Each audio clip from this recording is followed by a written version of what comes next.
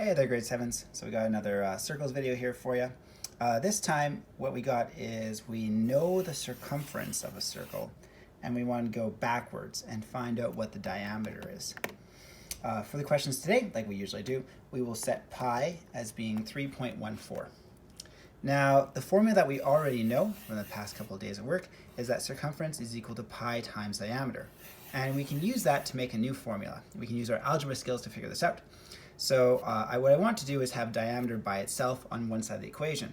What I've got is pi being multiplied by it. The opposite of multiplying is dividing. So I can divide both sides by pi. What that does is it gets rid of pi on one side. On the other side, I have circumference divided by pi. So that leaves me with circumference divided by pi will give me diameter. Now that's one way of thinking of solving these kinds of problems. If you prefer to think of it as a different way, you can always think of it as being 3.14 times something will make the circumference. Both of those things are asking the exact same question. I think using this as a formula is probably the easier way to go about it, especially in grade 7 math. So what we're going to do is we're going to stick in the value of the circumference, which is 15.7.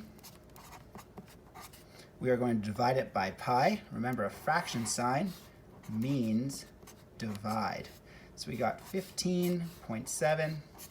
We're dividing it by 3.14, and that will tell us what the diameter of this thing is going to be. So 15.7 divided by 3.14, and for these kind of calculations, we usually do use a calculator. The answer comes back for this one as being 5. I need to go back and check what my units are. This is all in centimeters, so it will be 5 centimeters.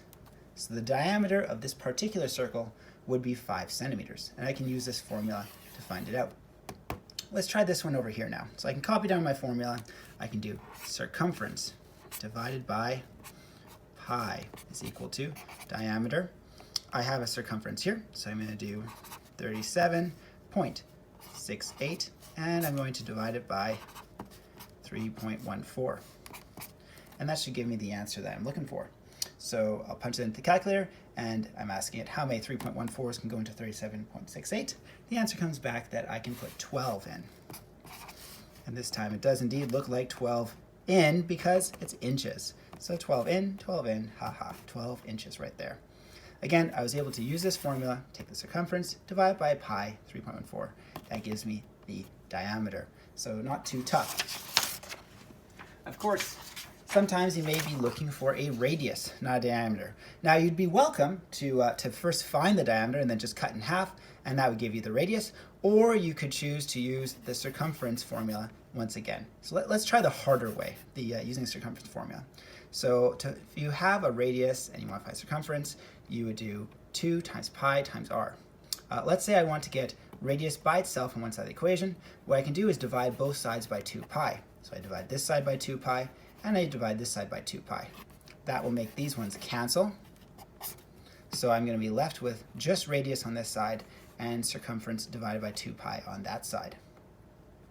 So what I can do is now try and figure out what this is going to be. So circumference is of course equal to